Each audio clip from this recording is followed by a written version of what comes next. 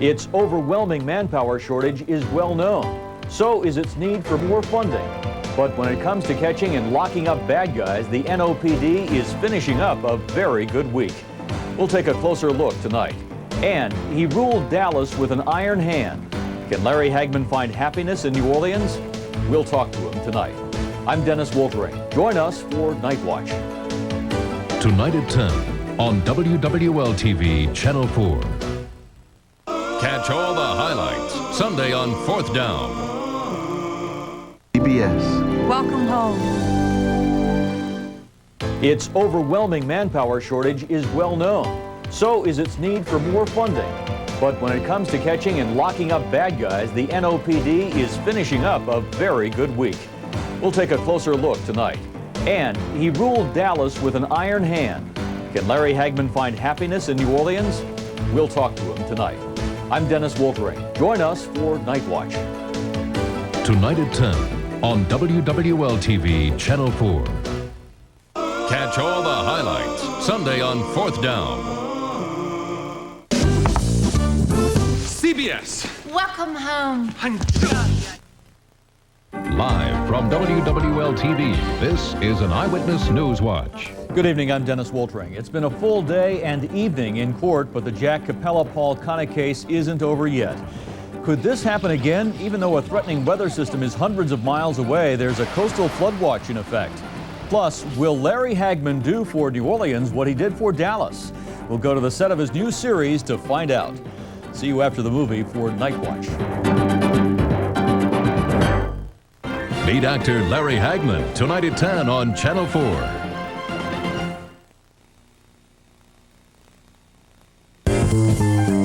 CBS. Welcome home.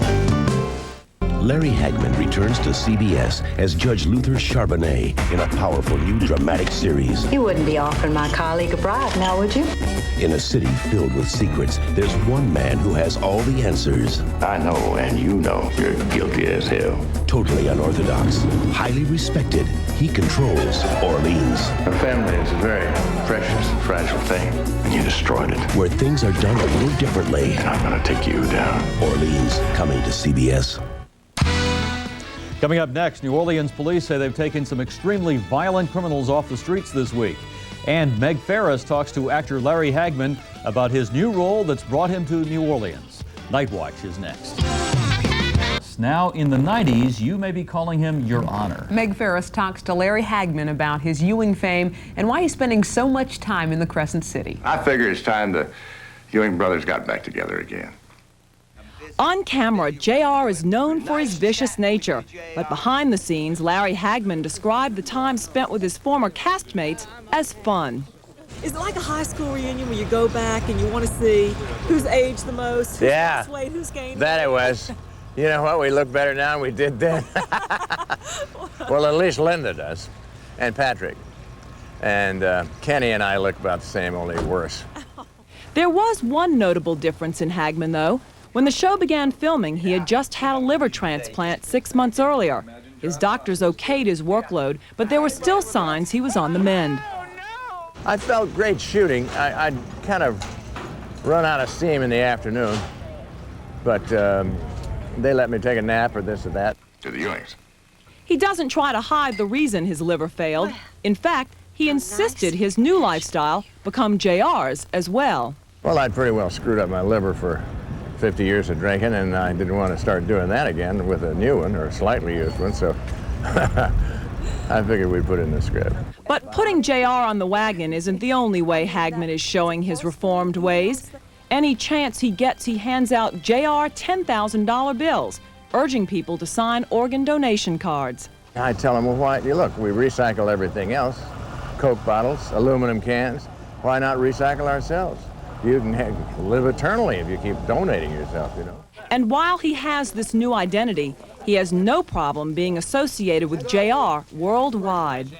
People remember when Kennedy was killed and when JR was unmasked, his killer was unmasked. 13 years, and it was very lucrative years, too. I love being identified with that. But I also have my Dream of Jeannie out there, too, you know. Now his new identity is the reason he's in New Orleans. The new series called Orleans is scheduled to begin airing in January. This time, he's the Honorable Judge Luther Charbonnet. I'm playing a good guy.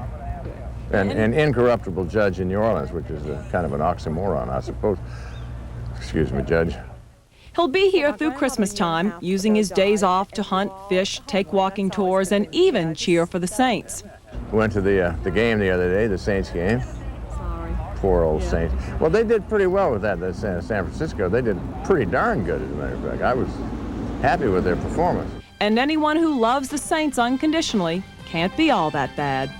Meg Farris, Eyewitness News, Night Watch. That's great. Yeah, that's our news for now. Thanks for joining us. Have a great weekend. We'll see you Monday.